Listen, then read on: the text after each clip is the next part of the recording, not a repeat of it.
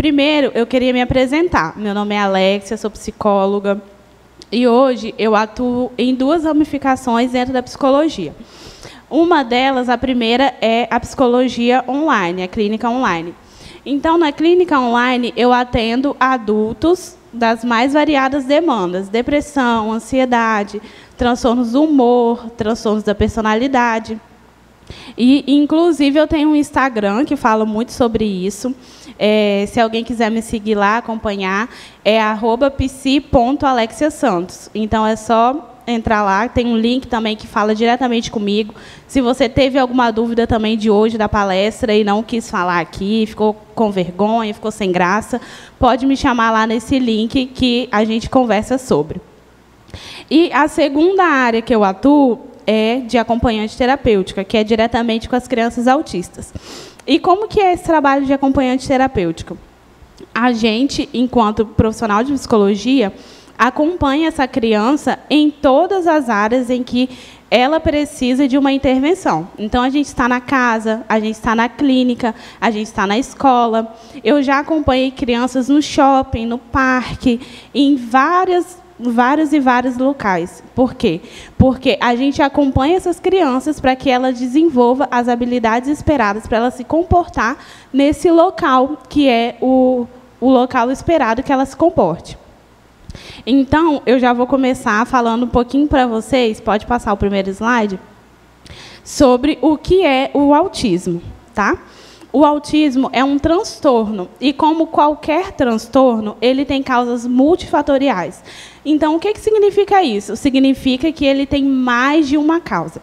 A gente não pode expor um único fato, um único acontecimento ao autismo. A gente não pode simplesmente falar: quando a mãe estava gerando o bebê, ela tomou um remédio que fez com que a criança desenvolvesse o autismo. A criança, quando era bem pequena, caiu, bateu com a cabeça, desenvolveu o autismo. Não, a gente não pode dizer assim. Por quê? Porque, como ele tem multicausas, ou seja, mais de uma causa, a gente não pode atribuir um único fato a esse transtorno. Então, o que seriam essas multicausas, né? São heranças genéticas, heranças biológicas, heranças ambientais, tudo que está relacionado ao contexto como um todo que essa criança está inserida. Então, tudo contribui um pouquinho para que esse transtorno se desenvolva. As crianças que não são acometidas por nenhum transtorno, elas apresentam um desenvolvimento típico. O que seria um desenvolvimento típico? Seria essa criança, ela atinge o esperado para cada marco do desenvolvimento. Ou seja, se lá no marco do desenvolvimento fala, com 1 ano essa criança vai falar, com 2 anos essa criança vai andar. Essa criança com desenvolvimento típico, ela vai atingir esse marco. Ela vai andar com 2 anos, ela vai falar com 1 ano, porque ela apresenta um desenvolvimento típico. Já as crianças com autismo apresentam um desenvolvimento atípico.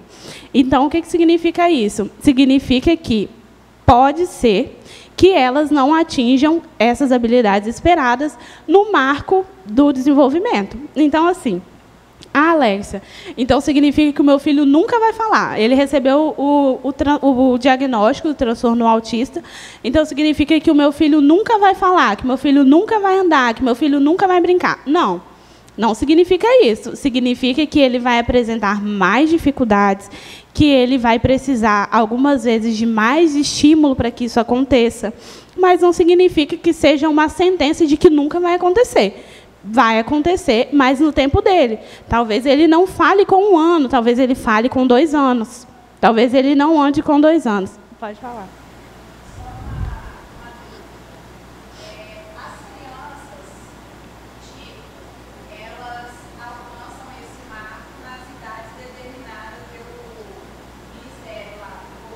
Isso. Toda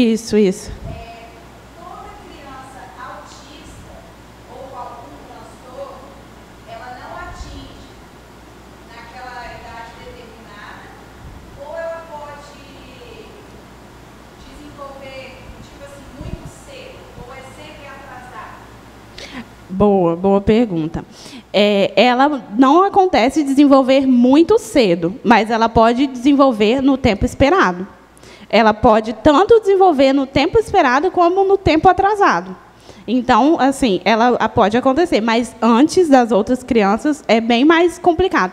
Aí a gente já entra em outras questões, porque existem, temos crianças, né, que apresentam habilidades diferenciadas, vamos dizer assim, algumas que falam inglês, que falam outras línguas. Aí já seria já mais uma especificação aí dentro do espectro, tá?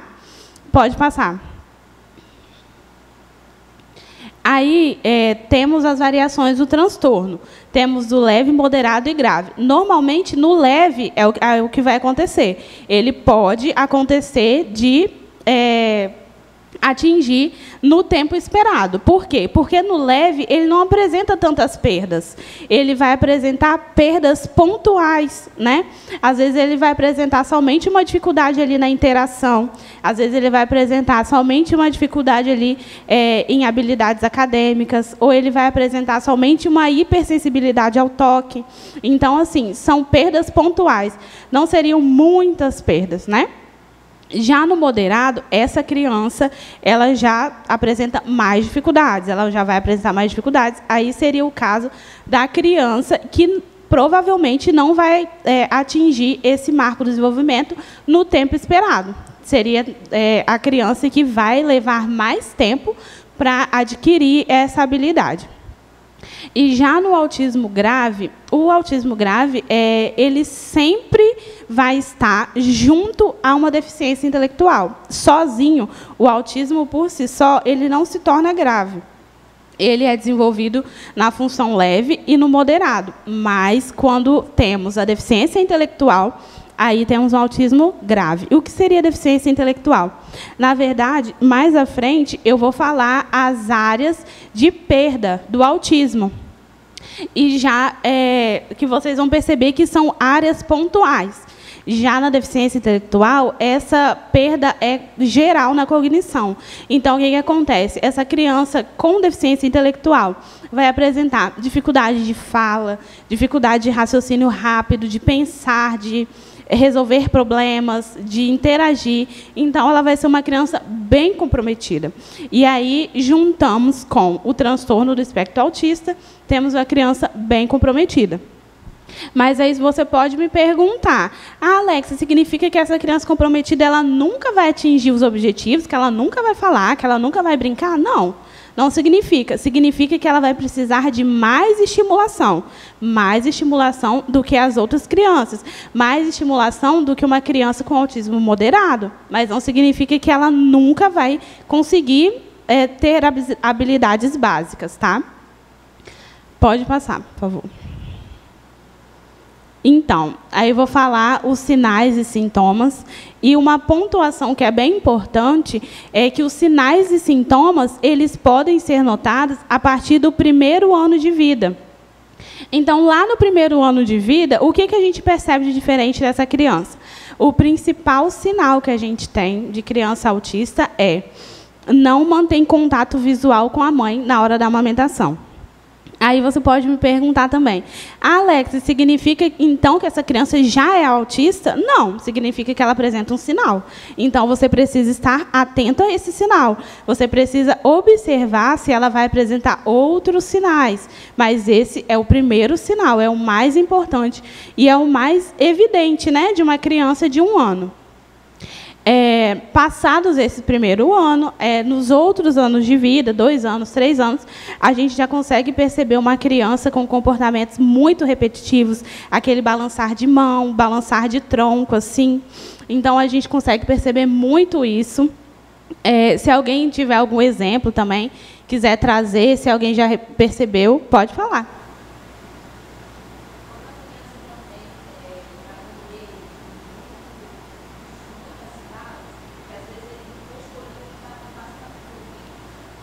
Isso também é uma característica do autismo, porque apresenta uma hipersensibilidade aos sons. Então, assim, vocês estão ouvindo aqui dessa forma, mas talvez uma criança autista estaria ouvindo muito mais alto do que está sendo aqui.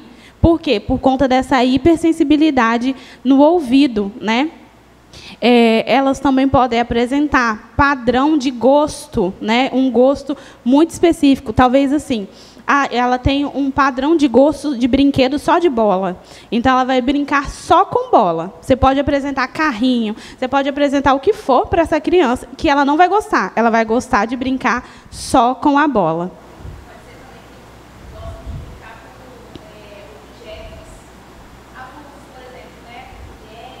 Isso, exatamente, verdade. Eles podem, meio que dizemos assim, dar vida a objetos que não são brinquedos. Eles gostam assim, de ir lá no armário e arrancar todas as panelas da mãe, gostam de brincar com isso. Porque eles gostam dessa coisa repetitiva, desse padrão repetitivo aí, que se repete, essa coisa que se repete. Sim, se enquadra. Isso seria uma estereotipia. Aquela coisa que eu falei no início, né? Do balançar de mão, do balançar de tronco. O andar nos pés também é um tipo de estereotipia. E a estereotipia aparece por quê? Porque essa criança percebe que o ambiente não está sendo estimulante o suficiente para ela, não está sendo reforçador o suficiente para ela. Então, ela precisa buscar nela mesma esse reforçamento. Então, ela tem atitudes que tragam, de alguma forma, mais prazer para ela. Por quê? Por conta dessa hipersensibilidade, muitas vezes, esse balançar de tronco, esse balançar de mão, traz um reconforto, vamos dizer assim, né? Às vezes ela está num ambiente muito turbulento para ela, então ela precisa trazer, de alguma forma, o conforto. Alguém levantou a mão aí? Acho que alguém levantou a mão. Não? Pode passar, por favor. Então, vamos lá. Agora eu vou falar das principais áreas de perda cognitiva do TEA. Então, a primeira área de perda é a comunicação. Por quê? Lembra que essa criança ela vai apresentar uma dificuldade, ela vai demorar um pouco mais para atingir esse marco do desenvolvimento da fala. Lembra disso que eu falei lá logo no início? Então, a comunicação por si só já é prejudicada. Por quê? Porque ela já vai apresentar essa perda, possivelmente. E o que acontece? O que a gente traz como um fato muito importante aqui? Muitas vezes, os cuidadores de crianças autistas apresentam assim, medo, né, dessa insegurança, dessa criança passar por alguma necessidade, dessa criança precisar de alguma coisa e não conseguir comunicar, justamente por quê? Por conta dessa perda que ela apresenta. Então, o que eles fazem? Acabam que dão tudo na mão dessa criança. Né? Água na mão, comida na mão, sem essa criança precisar pedir. Então, vamos pensar aqui um pouquinho na gente, né? Se você estivesse lá, chegou do trabalho cansada, recebesse na sua mão um chocolatinho, depois você está com muita sede, recebesse na sua mão uma água, como que você iria se sentir? Sem você precisar de pedir nada. Você, com certeza, iria se acomodar, porque o ser humano, ele tende ao comodismo. A gente gosta, né, dessa coisa de estar mais tranquilo na nossa zona de conforto. Então, é isso que acontece. A criança, ela percebe que ela não precisa falar para ela ter o que ela precisa. Ela percebe que ela vai receber a água, que ela vai receber a comida, que ela vai receber, talvez, um brinquedo, sem que ela precise falar ou pedir ou sinalizar de alguma forma isso. Então, ela se acomoda e acaba que não desenvolve essa linguagem. Então, esse é um ponto muito importante. Por quê? Porque, além desse atraso, ainda temos que lidar também com os cuidadores, né, que podem estar, mesmo sem querer, mesmo sendo na boa intenção, atrapalhar o desenvolvimento dessa criança. E agora temos também uma área que é assim, acredito, né, que é a mais, que apresenta maior perda, que é a das habilidades sociais. Por quê? Porque essa criança, ela vai ter dificuldade de interagir com as outras, porque ela não fala, lembra? Ela apresenta atraso na fala, ela apresenta dificuldade na fala. Então, ela também ainda não adquiriu a habilidade de brincar funcionalmente, né? Brincar de entender que o carrinho a gente pega e passa o carrinho, que a bola a gente pega e chuta a bola. Ela vai apresentar essas dificuldades. Então, como que isso vai se dar, né?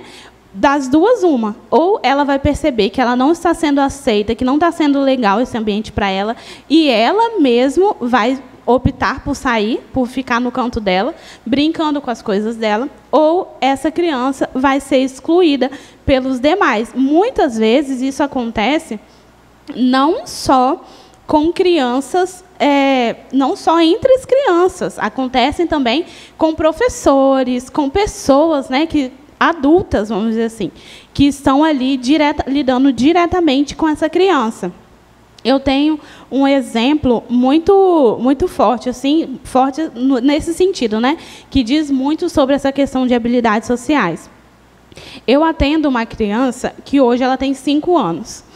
Quando ela tinha 3 anos, ela já tinha adquirido as habilidades do brincar funcional.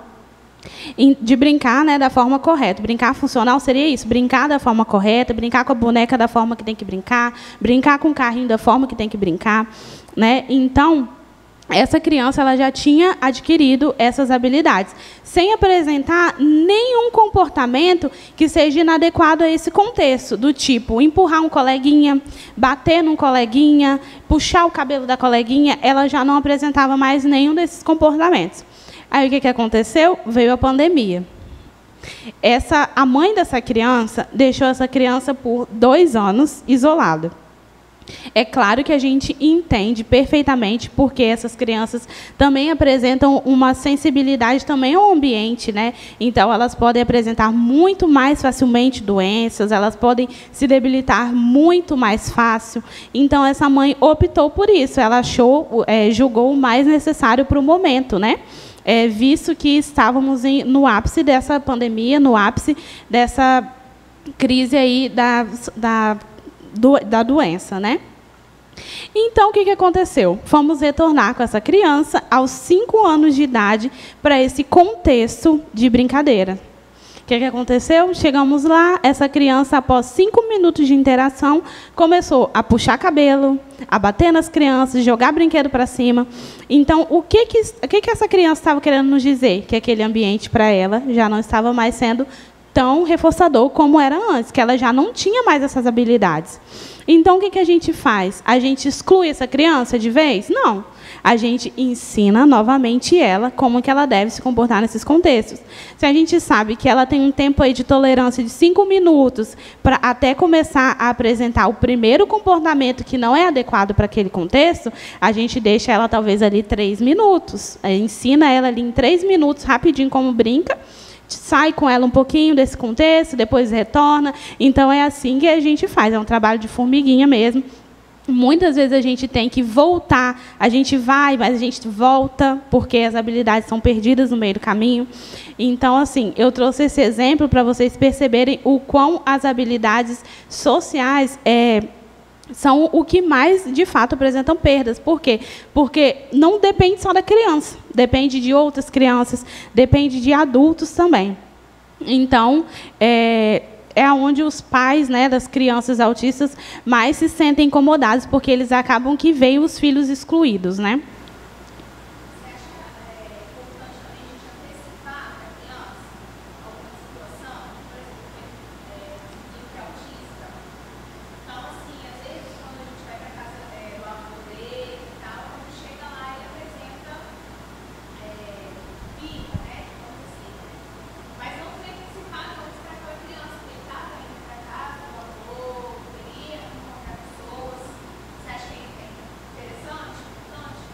Boa pergunta. É importante, mas existem crianças que não vão ter essa compreensão ainda, né? Assim, dependendo da idade, dependendo do nível de compreensão dessa criança, existem outras formas também de antecipar. Uma forma de antecipar é essa, se a criança for uma criança que vá entender aquela demanda, aquilo que está sendo falado, é uma forma. Se não, a forma de antecipar, de fato, é a gente entender qual o tempo dessa criança, quanto tempo que ela dura ali. né? Se ela dura 1 hora, quando estiver dando 50 minutos, você já retira ela, porque você sabe que o depois não vai ser saudável, né? Então, se for uma criança que ainda não apresenta esse entendimento, a única forma da gente estar antecipando é retirando ela antes do momento em que ela apresenta esse comportamento.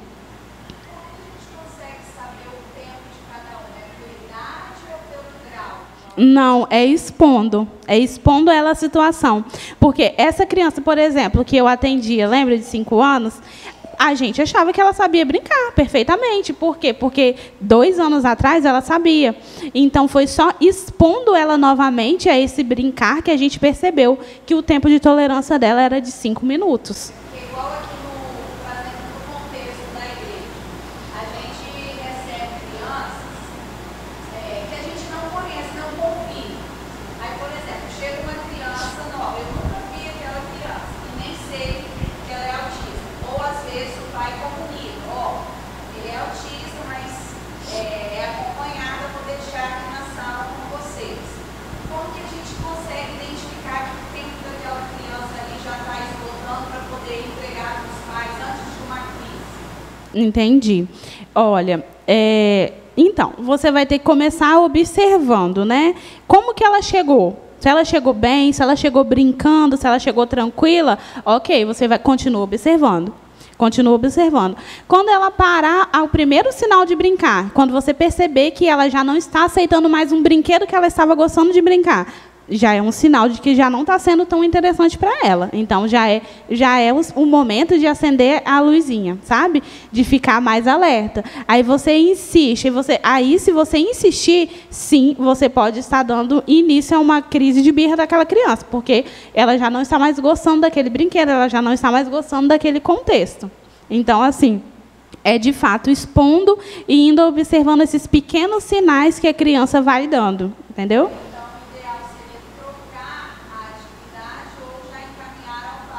Exatamente. Você pode trocar a atividade como um teste, saber, para você entender se talvez foi aquela atividade ali que desencadeou, né, aquele comportamento dela mais retraído, ou se é de fato o tempo dela de estar exposta a esse ambiente que já venceu, né, vamos dizer assim, que já não está sendo mais interessante para ela.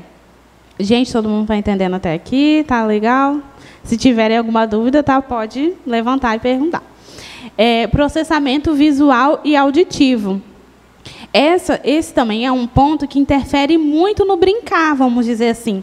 Por quê? Processamento visual e auditivo. Às vezes eu estou falando com vocês aqui, você fala, gente, todo mundo levanta, vai correndo lá atrás e volta. Todo mundo vai fazer, porque aqui não tem nenhuma criança autista, não tem ninguém que tenha o transtorno do espectro autista.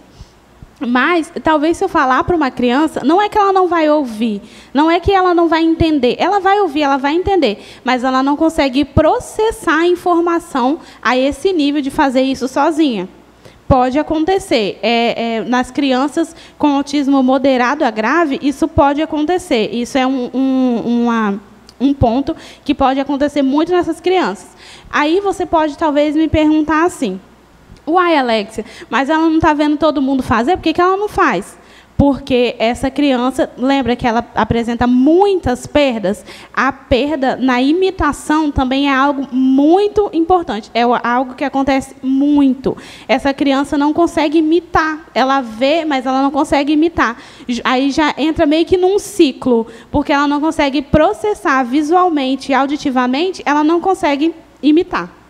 Então, aí acontecem essas perdas que atrapalham lá nas habilidades sociais, porque pensa, numa roda de criança, todo mundo brincando lá, vivo ou morto. Aí você fala, vivo, morto. Essa criança não consegue fazer sozinha. Não consegue, porque ela não está conseguindo processar o que está acontecendo ali. E ainda ela não consegue imitar também. Então, acaba que interfere nas habilidades sociais também. Então, se a gente for olhar assim, a comunicação e o processamento visual auditivo interferem diretamente nas habilidades sociais. Por isso que eu considero que as habilidades sociais é a área de maior perda dessa criança. Pode falar.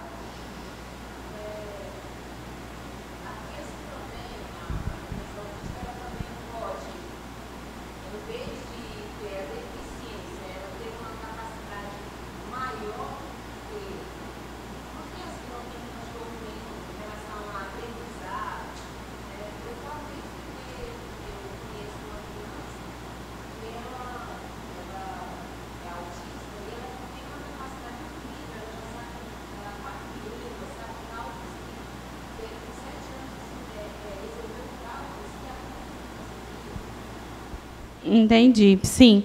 Então, é muito legal isso também, porque o que acontece nesses casos? Seria uma comorbidade, que é as altas habilidades. Ela tem o autismo, mais as altas habilidades, que são características, essas características, né, de ter um raciocínio rápido, de aprender muito fácil, são características, na verdade, de altas habilidades. Então, ela tem o TEA mais as altas habilidades, o que faz ela ser uma criança assim, muito mais desenvolvida. Entendeu? Próxima, pode passar. Então, vamos lá. Como essas perdas causam crise de birra? Essa criança, ela vai ter dificuldade em processar a informação, ela vai ter dificuldade em falar. Lembra disso, né, que a gente já falou lá no início. Então, esse é o principal ponto. Ela não, muitas vezes não vai conseguir... Pode falar. Pode tirar a máscara para mim entender, por favor?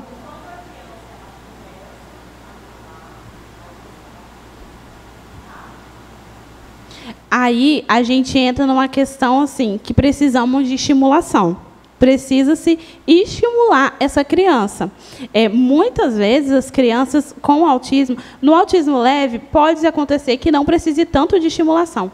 Mas já no autismo moderado, a gente precisa de estimulação incisivamente, de psicólogo, de fonoaudiólogo, de terapeuta ocupacional. Então, nesses casos, a gente precisa continuar a estimular essa criança. Pode ser que ela aprendeu essas palavrinhas sozinha, mas se ela não receber a estimulação necessária, ela não vai conseguir continuar aprendendo. Então, a gente precisa continuar a estimular essa criança. Entendeu? Então, assim, como que essas perdas podem causar essas crises de birra? Essa criança, muitas vezes, ela vai ter dificuldade de comunicar o que está acontecendo com ela, como que ela está se sentindo naquele momento, o que ela está precisando, se aquele ambiente está sendo reforçador, está sendo legal ou não para ela. Então, elas precisam te comunicar de alguma forma. Então, a forma que ela vai te comunicar da forma que ela sabe. Muitas vezes, essa forma é o quê? Chorando muito, se batendo, se jogando no chão. Um exemplo, eu vou dar 2 exemplos aqui. Um é de uma criança bem funcional, que já fala, que já brinca, é autista, mas que já teve todas essas habilidades desenvolvidas. Estava em um atendimento com essa criança na brinquedoteca. Então, chegou o tempo dela parar de pular no pula-pula. Ela precisava revezar com a outra criança, com o outro coleguinha. Foi sinalizado para essa criança essa necessidade dela sair do pula-pula para o coleguinha entrar. Essa criança começou a chorar, a gritar muito, intensamente, se jogar no chão, bater nos cuidadores. Por quê? No momento a gente não consegue entender, mas o que a gente tem que fazer nessa situação? A gente bloqueia o comportamento da criança, não é apertar, segurar, mas a gente vai bloquear para que ela não se machuque e o outro não se machuque, para tentar entender o que está acontecendo. Então, quando cessa um pouquinho, é o momento da gente conversar com essa criança. Essa criança, no caso, era, como eu falei, uma criança bem funcional, que ela conversa, ela fala, ela sabe expressar o que ela está sentindo, o que ela não está gostando. Então, esperamos o momento, né, de cessar essa birra dessa criança e fomos conversar com ela. Cheguei e conversei. Olha, fulano, o que aconteceu? Né? Explica para a tia Alexia o que aconteceu. O que você está sentindo? Eu estou frustrado porque eu tive que sair do pula-pula. Aí eu falei, mas agora é o momento do coleguinha. Mas eu não vou mais poder pular. Então, ela estava achando que ela não ia poder voltar para o pula-pula porque ela teve que sair naquele momento. Então, foi uma falha de comunicação aí, aquela questão do antecipar. Talvez a gente poderia ter antecipado isso para essa criança, já que ela é funcional, e falado para ela, olha, você vai pular por 5 minutos, depois outro coleguinha, e depois, sim, você pode pular de novo. Teríamos evitado uma crise de birra. Mas, como não foi evitado, a gente lidou com isso a partir desse momento. Então, assim, talvez ela faltou um entendimento ou um raciocínio dela também, porque talvez ela se fosse uma criança que não tem o TEA, talvez poderia entender, olha, eu vou sair agora, mas depois eu posso voltar. Já ela não teve esse entendimento. Então, essas pequenas perdas, essas pequenas lacunas, acabam que causam essas crises de birra nessa criança. E agora eu vou dar um exemplo de uma criança que não é funcional, que não fala muito, que fala pouco, que fala palavras pontuais. E é mais nova também. Essa criança tem 5 anos, essa outra tinha 6. Então, eu estava no atendimento com essa criança, na clínica, estava brincando com ela, um momento assim que ela estava bem confortável, que ela estava gostando muito, e, de repente, essa criança começou a chorar muito, chorar, e jogar brinquedos para cima. Tudo que eu encostava nela, ela me empurrava, queria me machucar. Então, eu já comecei a perceber, olha, alguma coisa, né, de errado tem nessa situação, porque ela estava brincando há 2 segundos atrás, por que ela mudou? Então, foi eu tentar entender. Bloqueei as ações dela para que ela se tranquilizasse. O bloquear a ação, né, na verdade, muitas vezes não é bater de frente com a criança. É você mostrar para ela que você está buscando entender o que ela quer. Né? Assim, você não precisa mais se comportar dessa forma. Eu estou aqui e eu vou entender o que você está querendo me passar. Então, comecei a conversar com ela. Né? Por quê? Comecei a fazer perguntas, já que ela não iria conseguir me falar por si só. Então, comecei a perguntar, fala para a tia Alex, você quer beber água? A criança voltava a chorar. Você quer ver a mamãe? A criança voltava a chorar. Aí eu fui e perguntei, você quer ir ao banheiro? A criança me deu a mãozinha, era o que ela queria, só que ela não estava conseguindo falar. Então, assim, essas perdas, essa dificuldade de comunicação, essa dificuldade de expressar o que sente, acabam que causam essas crises de birra. Tá? Pode passar, por favor.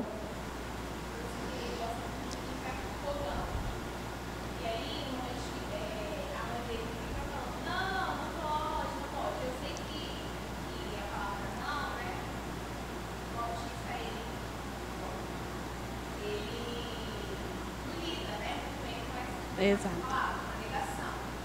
E, assim, para resolver a situação, eu só vai lá e desligo mais.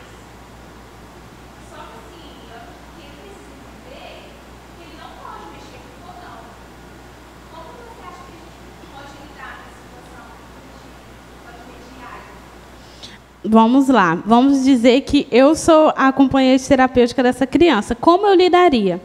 Na verdade, essa criança ela precisa de 2 processos que a gente chama, que é o extinção e o reforçamento. O extinção seria o quê? A gente não vai dar ibope, vamos dizer assim claramente, para esse comportamento dela, de ir lá até o fogão. E quando ela for até o fogão, a gente vai redirecioná-la para algo que seja do interesse dela. Vamos dizer que essa criança ela gosta muito de assistir Galinha Pintadinha. Então, no momento que ela vai ao fogão, você chama ela está lá indo para o fogão. Você já antecipa. Fulano, vem cá, olha só a galinha pintadinha. Aí, quando ela vê a galinha pintadinha e saiu do fogão, você já reforça ela. Nossa, muito bem, você está vendo a galinha pintadinha, né? Você está aqui, você está com a mamãe, e vai reforçando ela. Não dá atenção para esse comportamento de ir para lá. Traz ela para outro contexto, para outra situação e reforça o comportamento dela nessa situação. Muitas vezes você pode também dar um comportamento que ela saiba fazer. Tirar ela dali daquele contexto, vamos dizer que ela já está lá. Você chama ela, fulano, vem cá, toca aqui. Tocou. Nossa, muito bem, faz uma festa como se ela nunca tivesse tocado na sua mão. Faz uma festa muito grande. Por quê? O reforçamento, quando a gente reforça a criança, vou explicar assim de uma forma bem por cima, tá? Porque a teoria, de fato, é muito longa, né? Mas para que vocês consigam entender. Quando a gente reforça essa criança, para ela é uma sinalização de que ela deve continuar emitindo aquele comportamento. Então, se ela percebe que ela pode emitir um outro comportamento e tem atenção, ela vai parar de emitir esse comportamento. Porque, normalmente, o que acontece? Quando ela vai no fogão, todo mundo vai em cima dela. Né? Então, ela tem toda a atenção do mundo. E, muitas vezes, é o que a criança quer. Na birra, né, que a gente fala, a criança quer a sua atenção, ela quer te mostrar alguma coisa. Ela está apresentando um comportamento que não é adequado para o contexto, porque ela quer te mostrar alguma coisa. Ela percebe que todo mundo está indo para cima dela, então ela sabe que emitir aquele comportamento é trazer todo mundo para ela. Então, a gente precisa mostrar que existem outras formas de trazer as pessoas para ela também. Entendeu? Porque bater de frente com essa criança não é o indicado. Porque, muitas vezes, vamos dizer assim, essa criança está lá chorando, gritando. Aí você começa a apontar o dedo para essa criança, gritar com essa criança, falar mais alto que ela. O que acontece? Ela vai perceber que ela não está sendo respondida, né? Então, o que ela vai fazer? Ela vai mudar o comportamento, ela vai aumentar, vamos dizer assim, um outro comportamento. Ela está vendo que chorar só não está resolvendo. Então, ela vai começar a chorar e se morder. Porque ela percebe que não tem aquele bloqueio que faz cessar o comportamento. Lembra que eu falei que quando a gente começa a bloquear, a criança ela entende que, de fato, você está querendo conversar com ela. É como se fosse assim, uma bandeira branca no meio da situação, no meio da briga, no meio da guerra. Ela entende que você está querendo algo ali com ela, uma conversa, um diálogo, né? Então, se você bate de frente com essa criança, ela percebe que não está resolvendo. Então, ela precisa modificar a forma de se comportar para que você consiga entender. Então, quando é uma criança, né, que não fala, que não se comunica, como a gente tira dessa situação? Da mesma forma que a gente tira uma outra criança que se comunica. O primeiro passo, na verdade, eu acho que eu ia falar no outro slide, mas já vou aproveitar e falar aqui também. A gente bloqueia o comportamento. O que seria bloquear o comportamento? Vamos dizer que essa criança está batendo a cabeça na parede. Você não vai prender a cabeça dela, porque ela vai ficar mais nervosa. Porque ela vai perceber o quê? Eu não estou conseguindo emitir o meu comportamento. Eu não estou conseguindo mostrar para ela que está errado. Então, o que seria a bandeira branca nessa situação? Você vai na parede, coloca a mão. Ela vai começar a bater a cabeça na sua mão. Então, ela vai perceber, opa, ela está aqui, ela quer conversar comigo. Eu já não estou mais batendo a cabeça só na parede, né? Eu estou batendo a cabeça na mão dela. Então, essa criança cessou esse momento, cessou esse momento intenso de birra, você vai começar a tentar entender o que ela quer. Se for uma criança funcional, que fala, que conversa, que expressa muito bem o que ela quer, você vai começar a perguntar, o que aconteceu? O que você está sentindo? Né? Você precisa de alguma coisa? Essa criança vai te falar, já que ela se comunica muito bem. Se for uma criança que não se comunica, que não fala, é mais difícil? Mas ela vai te sinalizar de alguma forma. Você pode começar a fazer perguntas, igual eu fiz lá no exemplo que eu dei com o meu paciente na clínica, né? Eu comecei a perguntar, você quer a mamãe? Tem que ser palavras assim, bem claras, perguntas bem claras, bem direcionadas. Você não pode colocar numa frase uma pergunta inteira, porque senão ela não vai entender. Então, você precisa ser bem claro e direto no que você quer entender dela. Você quer a mamãe? Talvez ela vai começar a chorar muito mais, porque não é isso que ela quer. Aí você pergunta, você quer ir ao banheiro? Talvez ela vai fazer um sinal com a cabeça, ou talvez ela vai tentar balbuciar alguma palavra. Significa que ela está te expressando que é isso que ela quer. Então, assim, eu costumo dizer que, por mais que a criança não é verbal, se você fala o que ela quer, de alguma forma você vai entender que é isso que ela quer.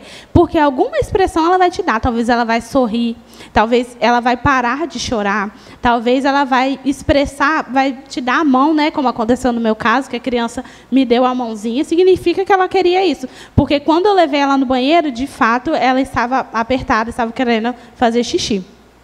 Então, assim, é mais difícil quando a gente lida com uma criança que não é verbal, que não fala, é muito mais difícil a gente entender mesmo.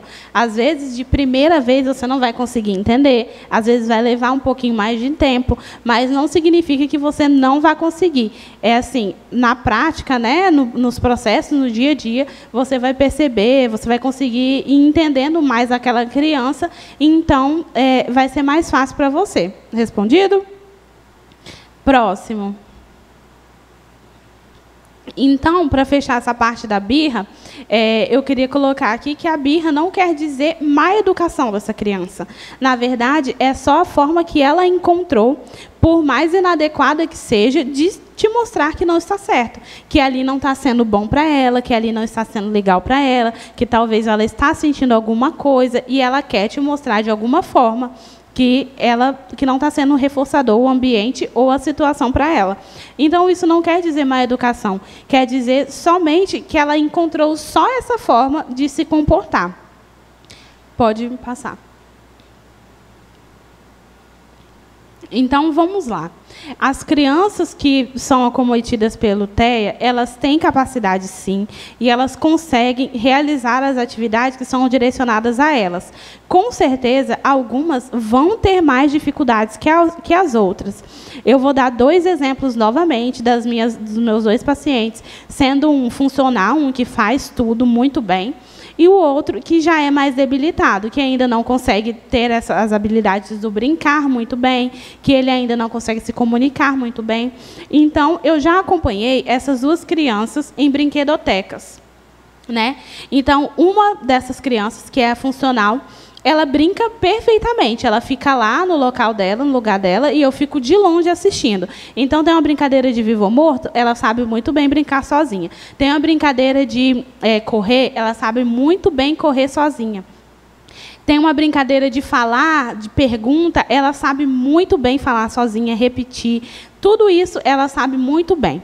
Então, eu não preciso praticamente intervir, é só ficar de olho ali, se vai aparecer alguma demanda do momento, alguma situação que vai ser preciso a minha intervenção. Mas, para brincar, para realizar essas atividades, ela consegue muito bem fazer sozinha. E já tenho a minha outra criança, que é mais debilitada. Então, assim, quando eu já fiz testes, né, assim, de ver qual seria a reação dela quando a tia pedia uma demanda simples. Todo mundo vai correndo e volta. Ela ficava parada. Ela não entendia que ela precisava fazer aquilo. Então, isso significa que ela não tem capacidade? Não. Não significa. Significa que ela tem dificuldade. Então, ela precisa de quê? De ajuda. Então, o que eu fiz? Na segunda vez que a brincadeira foi apresentada, que a tia falou, todo mundo vai correndo até lá. Eu peguei a mãozinha dela e fui, corre, tia. Ela entendeu por quê. A referência para ela, naquele momento, era eu. Então, ela foi e conseguiu executar a atividade. Então, agora vocês conseguem perceber que, na verdade, não significa que ela não consegue, que ela não tem capacidade. Ela só precisa de mais ajuda. Talvez trazendo para o contexto de vocês aqui na igreja, né, lá onde vocês fazem as atividades com as crianças, talvez vocês vão direcionar uma brincadeira ou cantar uma musiquinha. Significa que, se ela não fizer nada, é porque ela não tem capacidade? Não, é que ela precisa de mais da atenção de vocês. Então, o que você vai fazer? Você vai sentar do ladinho dela e vai falar, olha, agora nós vamos cantar a musiquinha tal. Se essa criança ela não fala, você vai falar, vamos bater palma com a tia, para ela entender que ela está participando daquele momento de alguma forma. Sabe? Então, assim, se você vai proporcionar uma atividade de pintar, talvez, se essa criança ela não sabe pintar, você vai ajudá-la, né? Então, isso significa que ela tem dificuldades e que você está ali para mediar essa situação, para que não se torne aversiva para ela. Por quê? Porque voltamos lá atrás na questão da birra. Se essa criança vê todo mundo fazendo, todo mundo participando e ela não, ela simplesmente vai entender que, para ela, o ambiente não está sendo legal. Então, ela vai começar a te mostrar, de variadas formas, que aquele ambiente para ela não está sendo bom. Então, talvez ela comece a agredir os coleguinhas, né? Porque ela percebe assim, eu vou talvez fazer isso com ele, porque ela vai perceber que para mim não está dando certo. Ela vai ver que eu estou batendo nele, né? Então, ela vai começar a chorar, ela vai começar a apresentar variadas formas de se comportar que mostram que não está sendo bacana para ela. Pode passar, por favor. Então, como a gente insere essas crianças atípicas, né, nos contextos em que temos crianças típicas? O primeiro passo é a gente fazer uma entrevista com a família, uma entrevista básica, perguntas simples. O que essa criança gosta? O que essa criança faz? O que ela não faz? Qual a principal dificuldade dela? O que hoje é a maior limitação dela? Aí os pais vão falar, olha, ela tem muita dificuldade de comer sozinha. Ou os pais vão falar, olha, ela não pede para ir ao banheiro, então você tem que levar ela de hora em hora. Por quê? Porque você sabe que, vamos dizer assim, se o pai fala isso para você, você tem que levar ela de hora em hora no banheiro. Você sabe que, se você não levar de hora em hora, o que vai acontecer? Crise de birra. Por quê? Ela está com vontade de ir no banheiro, mas ela não sabe te falar. Então, se você não seguir isso, provavelmente temos aí um desencadeante para uma crise de birra. Então, assim, você vai perguntar aos pais o máximo de coisas que você puder.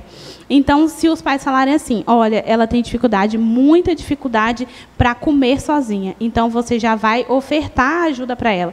Você não vai chegar perguntando, fulano, você precisa de ajuda? Não, porque muitas vezes pode ser que ela não sabe nem te dizer. Lembra que ela tem o atraso na fala? Então, você já vai chegar ofertando a ajuda para ela. Olha, a tia fulana está aqui para te ajudar, tá? Vamos lá, vamos comer? Então, assim, a ajuda é o quê? Muitas vezes pegar na mãozinha dessa criança para que ela consiga levar a colher até a boca, ou que ela consiga beber o suco, enfim. Seria ofertar ajuda nesse sentido. Então, se os pais falam assim, ela gosta muito de pintar, então você precisa ganhar essa criança, porque as outras crianças, as crianças típicas, elas se enturmam muito bem, na maioria das vezes, com as pessoas. Já as crianças atípicas, não. Por quê? Porque ela sabe que, muitas vezes, as pessoas não as entendem. Então, ela precisa perceber que você entende ela, que você vai ajudar ela, e nada melhor do que você começar ganhando essa criança com coisas que ela gosta. Então, se o pai fala assim, ela gosta muito de pintar, ela gosta muito de correr, ela gosta muito de cosquinha, é o que você vai fazer nessa criança, porque você precisa, antes de tudo, ganhar ela, porque senão ela pode apresentar birra até mesmo para fazer coisas que ela já sabe fazer, simplesmente porque ela não sentiu confiança em você, porque ela não sentiu que você era uma pessoa confiável para que ela pudesse, né, fazer as coisas que deve fazer e que ela sabe fazer. Pode passar. Então, temos aí duas formas, né? Como devemos tratar essas crianças? Temos a inclusão e temos a integração. A inclusão seria o quê? Nós, enquanto pessoas que vamos receber essa criança, modificamos todo o ambiente para recebê-las. Ou seja, lembra que ela tem uma hipersensibilidade, que ela tem dificuldade de interagir com muitas crianças, que ela não gosta muito do toque? Então, o que você vai fazer? Você vai colocar um ambiente com um som mais baixo, você talvez não vai reunir tantas crianças ali, você não vai tocar muito nessa criança. Então, o ambiente se modificou para receber essa criança. O ambiente todo, o contexto todo se prontificou a se modificar para receber essa criança. Isso seria a inclusão. E como que você pode fazer uma boa inclusão? Investigando com a família. Olha, o que essa criança gosta? Lembra lá da entrevista? Então, você vai perguntar o que essa criança gosta, o que ela tem de dificuldade. Talvez os pais podem falar assim, ela tem dificuldade de sentar na cadeirinha, ela gosta de sentar no chão. Então, a inclusão é o quê? Você tirar todas as cadeiras, fazer roda no chão. Todo mundo vai sentar no chão. Por que eu falo todo mundo? Porque as outras pessoas, elas vão se adaptar muito facilmente a qualquer contexto. Já essa criança não, porque ela apresenta as limitações dela, né? Então, quem precisa ser entendido na situação, quem precisa ser inserido é ela. O que precisa se modificar? Não é ela se modificar para se encaixar nessa situação. É todo o contexto que vai recebê-la, sim, que se modifique para receber ela da melhor forma possível. Já a integração é o quê? O ambiente não muda, nada muda no ambiente. Temos cadeira, temos som alto, temos muitas crianças juntas, temos tudo isso, e essa criança, vamos dizer um termo vulgarmente, né, mas que é de fato, que lute para se inserir nessa situação, para se inserir nesse ambiente. Vai dar certo? Vai ser positivo? Provavelmente não, né? Mas a maioria dos locais, a maioria dos ambientes fazem isso. Temos muitos ambientes, muitas escolas que se dizem inclusivas, né? Que dizem, que pregam a inclusão, que levantam bandeira de inclusão, mas que, na verdade, praticam mesmo a integração. As crianças que lutem para se encaixar na sala de aula, as crianças que lutem para aprender, as crianças que lutem para brincar. Temos muitos locais que só levantam bandeira e que não fazem nada disso. Então, agora eu queria passar um videozinho e, no final, eu queria que vocês me dissessem, para ver se vocês aprenderam mesmo, quem que praticou a inclusão e quem que praticou a integração nesse ambiente aí do vídeo. Pode colocar, por favor.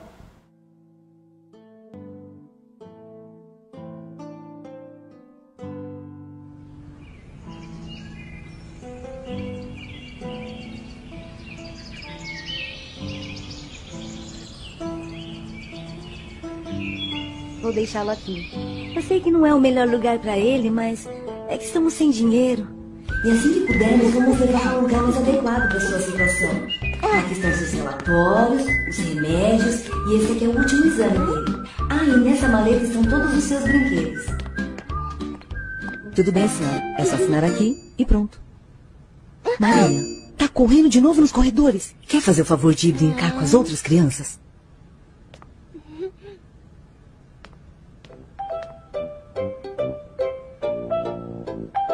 Crianças! Crianças! Esse é o novo coleguinha de vocês. Como podem ver, ele é especial. E por isso vai precisar da ajuda de vocês enquanto ficar aqui, ok? Agora vamos à aula. Vocês lembram quando falamos da importância das vírgulas? As vírgulas, elas podem mudar o sentido de uma frase, fazendo com que ela tenha um sentido totalmente diferente. Aqui é o melhor lugar do pátio. Tem até uma sombrinha aqui, viu?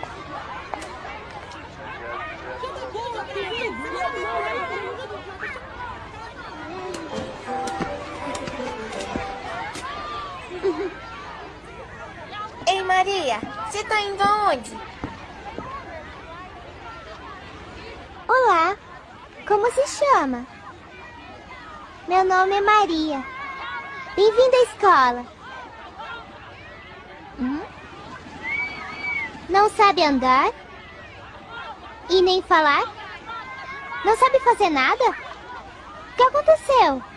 Você é estranho. Olha, é bem fácil. Se quer mexer uma mão, faz assim. E aí mexeu. E se você quer falar, faz assim. Olá. E então falou. Ei, Maria, vem brincar com a gente.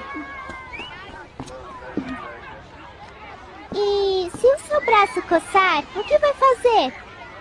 Porque quando o meu braço coça, eu não consigo aguentar.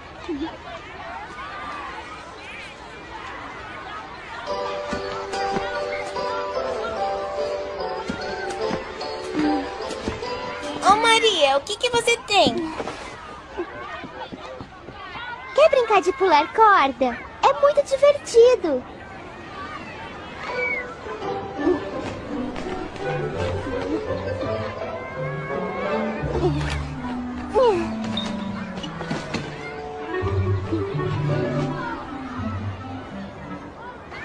Maria está muito estranha.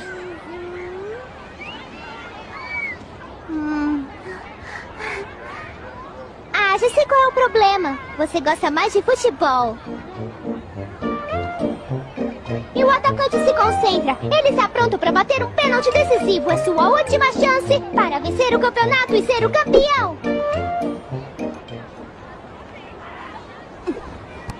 Mas que chute impressionante! Vai ser muito difícil para o goleiro defender essa.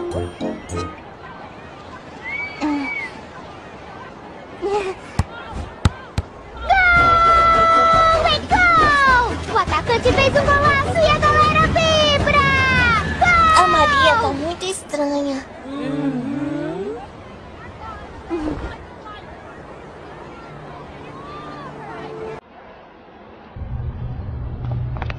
Professora, pode deixar que eu consigo levar ele. Muito bem, Maria, pode ir. Chocolate, chocolala, chocotete, chocolate, chocolate. Era uma vez um príncipe e tinha um castelo com uma bruxa. 1, 2, 1, 2, 1, 2.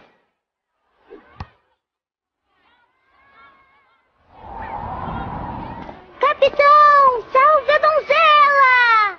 Assim, capitão, venha me salvar, por favor. Nunca conseguirá salvá-la! Eu vou manter ela presa pra sempre! Ha, ha, ha, ha! E então o príncipe e a princesa foram felizes para sempre. 1, 2, 3. Agora sem se mexer, senão eu vou te ver. 1, 2, 3. Agora sem se mexer, senão eu vou te ver. Ah, eu te peguei!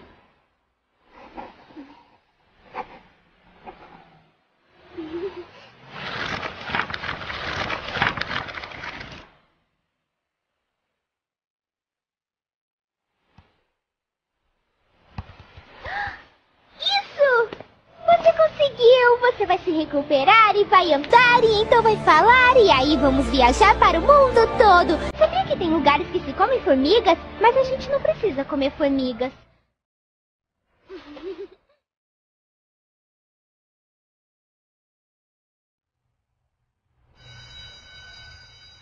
Maria, ele não pode sair hoje. Olha, ele tá muito cansadinho. Se você quiser, pode ficar aqui e fazer companhia pra ele. O que foi que aconteceu? Você não pode brincar?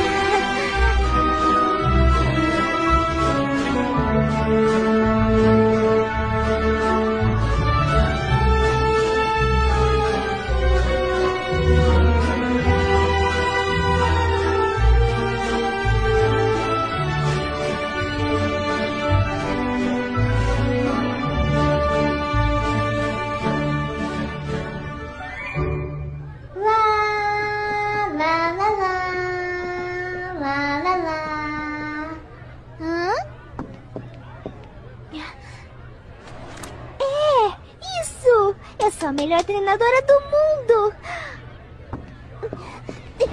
Eu preciso achar ele.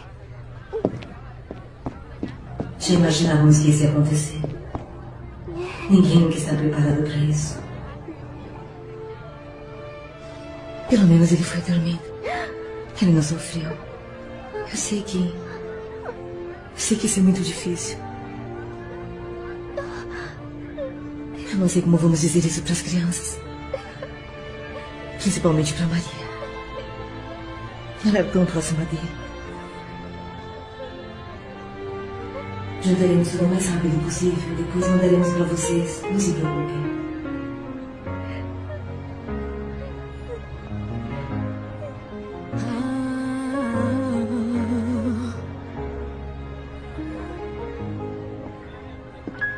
It's not fair.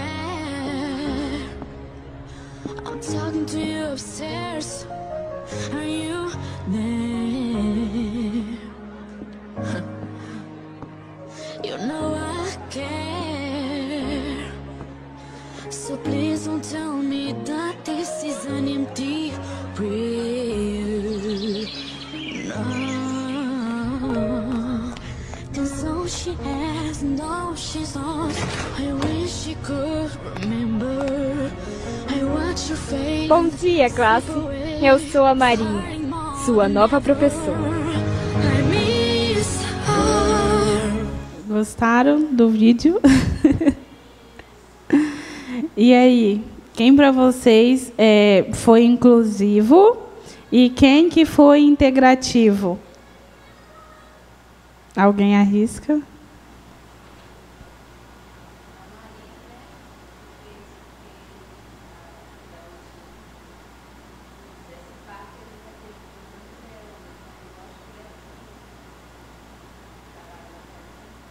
Exatamente. A Maria foi inclusiva, ela promoveu brincadeiras ali, né, com ele, mesmo que ela percebia que ele não sabia. Isso é inclusão, é você entender as necessidades daquele indivíduo, daquela criança, daquela pessoa que seja, e suprir essas necessidades para que ela dê conta de estar naquele ambiente. E a escola foi totalmente integrativa. Simplesmente colocou a criança lá, né, não adaptou nada para ela. Se não fosse a Maria, ela iria ficar na sala, não ia ter recreio, não ia participar de brincadeiras, nem nada disso. Então, a mensagem que eu queria deixar para finalizar é que sejamos pessoas inclusivas, né, e não pessoas integrativas na vida dessas crianças. E pode passar, por favor? Tem mais uma frasezinha para terminar. Pessoas com autismo não mentem, não julgam, não fazem jogos mentais. Talvez possamos aprender alguma coisa com elas. Fim.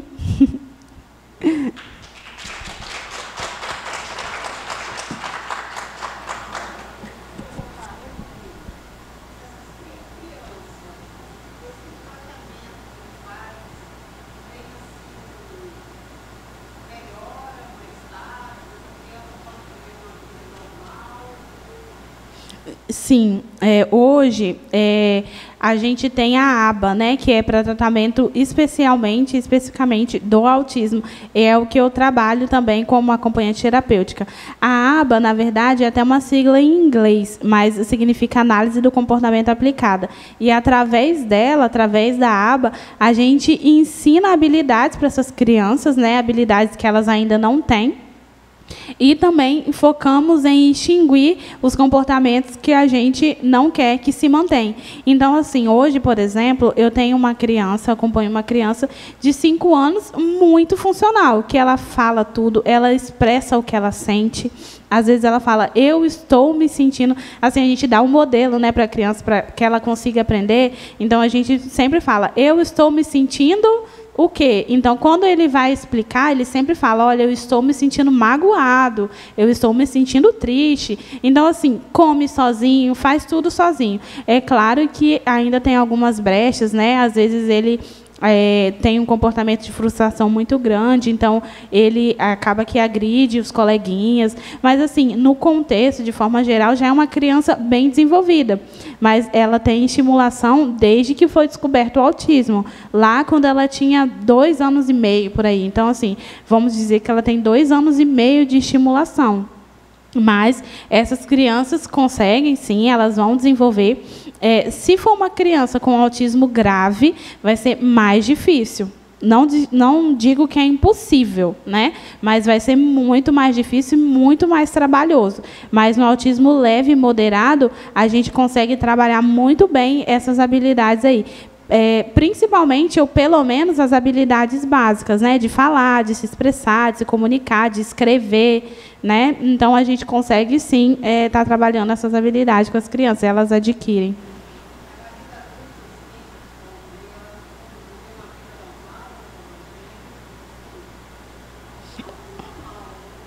Elas vão conseguir, vamos dizer assim, elas vão conseguir, sim. Inclusive, temos empresas que, quando essas crianças passam, né, para a fase adulta e fazem 18 anos, temos empresas que acolhem, né, esses indivíduos e dão trabalhos que elas conseguem fazer, que elas conseguem estar realizando. Então, elas conseguem, sim, elas têm capacidade. Na verdade, a única coisa que precisa é paciência, né, paciência para ensinar e para entender o tempo e dar oportunidade, porque ela consegue, sim, tá?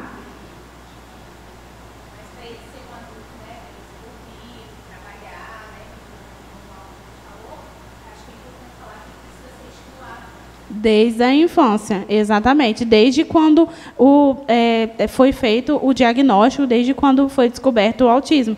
Igual, por exemplo, essa criança que eu atendo de 5 anos, ela já tem praticamente todas as habilidades que a gente acredita que ela precisa, né? Ela já escreve, pinta, conversa, interage muito bem, ela já tem tudo isso. Todas as demandas que a gente dá para ela, ela consegue realizar muito bem. Então, isso é resultado de uma boa estimulação, de uma estimulação precoce, né? Desde quando nós descobrimos que ela tinha o autismo.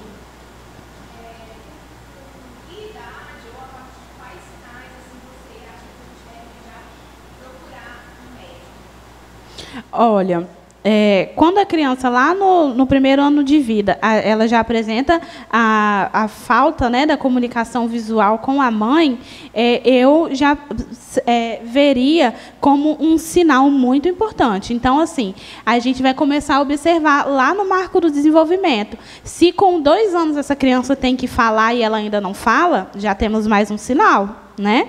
Se essa criança já não apresenta interesse em brincar, em se comunicar com as outras, porque normalmente crianças, né, são muito ativas, fazem muitas coisas. Então, se a gente percebe uma ausência nesse interesse, se a gente percebe uma ausência nessas coisas básicas da criança mesmo, já é o momento da gente procurar uma ajuda, um médico. Certo? Mais alguma dúvida?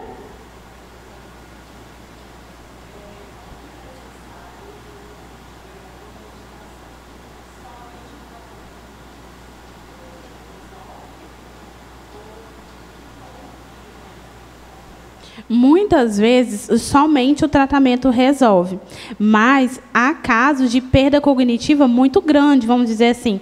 Talvez essa criança apresenta muita dificuldade em prestar atenção, em se manter com a atenção, né, concentrada na escola, ou ela apresenta muita estereotipia que a gente não consegue manejar comportamentalmente. Aí sim a gente precisa intervir com a medicação, nesses casos aí, em que só a aba, só a estimulação, só a psicologia, fonoaudiologia, o TO não consegue resolver, aí a gente precisa entrar com a medicação. Mais alguma dúvida?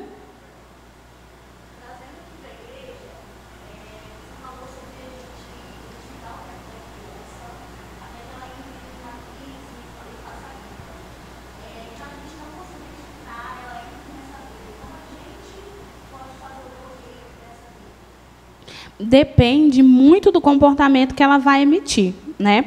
Vamos dizer, se ela começa a chorar e gritar muito, você vai ter que ficar um tempo sem dar atenção para ela, talvez assim, perto dela, para ela entender que você está ali, mas sem manter contato visual, sem olhar para ela, sem dar atenção para aquele grito, aquele choro.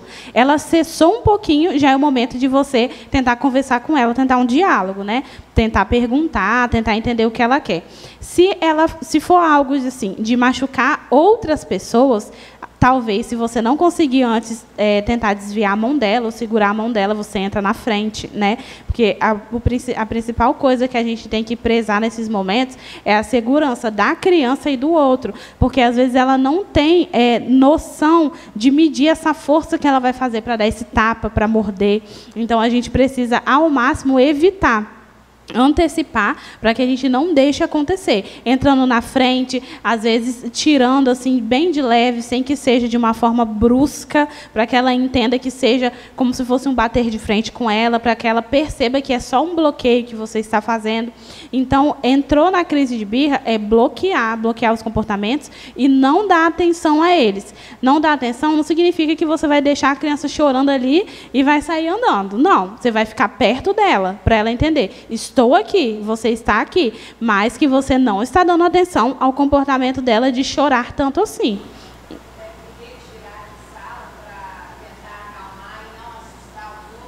Não, por quê? Porque provavelmente ela vai, quando ela quiser sair de sala, vamos dizer assim, em outras situações, tirando desse momento, vamos dizer que nesse momento ela está chorando porque ela quer ir no banheiro. Aí você está lá tentando entender que é isso e ela está chorando. Aí, tudo bem, ela começou a chorar, você tirou ela de sala, né? Aí você leva ela outro dia para essa salinha, lá para a salinha. Ela não quer ficar na salinha, ela vai começar a chorar de novo, porque ela entendeu que se ela chorar, ela sai da salinha. Entendeu?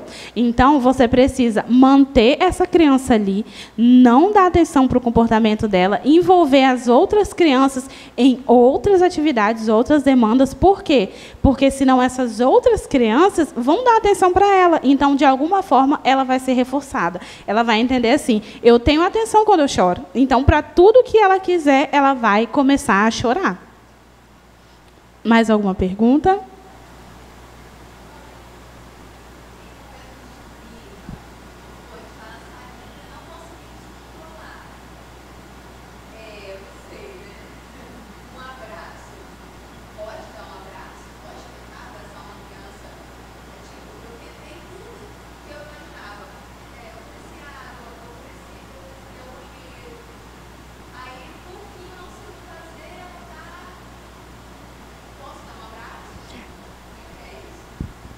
Enquanto ela estiver chorando, não.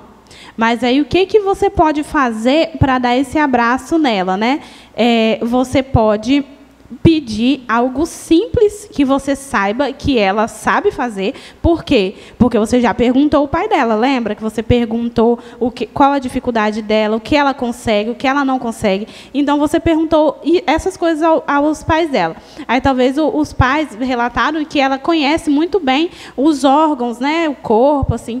Aí você pediu para ela assim, encosta na barriguinha. Ela encostou, você vai lá e dá um abraço nela. Muito bem, parabéns. Por quê? Porque ela entendeu que ela está recebendo um abraço porque ela encostou na barriguinha dela, porque ela fez um comportamento que você pediu.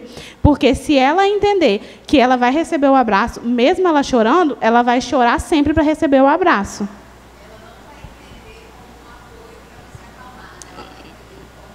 Exatamente. Por quê? Porque no momento, para ela, a única coisa que está aqui, na frente dela é o choro dela. É o choro. E tudo que você fizer após esse choro é consequência. Então, se você dá essa consequência para esse comportamento de chorar, ela sempre vai entender que sempre que ela chorar, a consequência vai ser ela ser abraçada. Por mais que assim, aí você pode pensar assim, mas ela encostou na barriga e eu abracei mesmo ela chorando. Mas entramos em um contexto diferente, né? Ela estava chorando, mas ela tocou na barriga. Ela fez o que você pediu. Então, ela pode prevalecer essa resposta aí. Ela entender, não, eu estou chorando, tudo bem. Mas para ela me abraçar, eu tive que fazer algo que ela me pediu. Entendeu? Mais alguma dúvida? Não?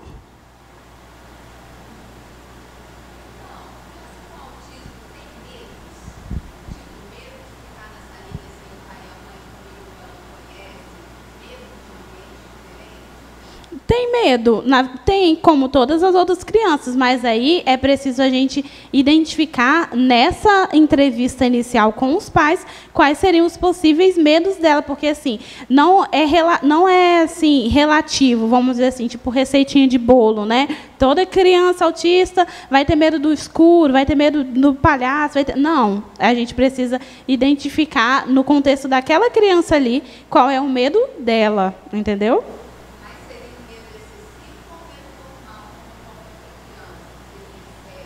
Seria um medo normal, porque quando a gente fala de medo excessivo, a gente já entra em uma comorbidade, que seria fobia específica, né? Então, se a gente for pensar para o TEA, não existe uma característica específica que fale que o TEA, a criança tem medos excessivos. Seria, então, um medo normal. Se ela apresenta um medo que ela não consegue controlar, aí sim já seria uma fobia específica mesmo, tá?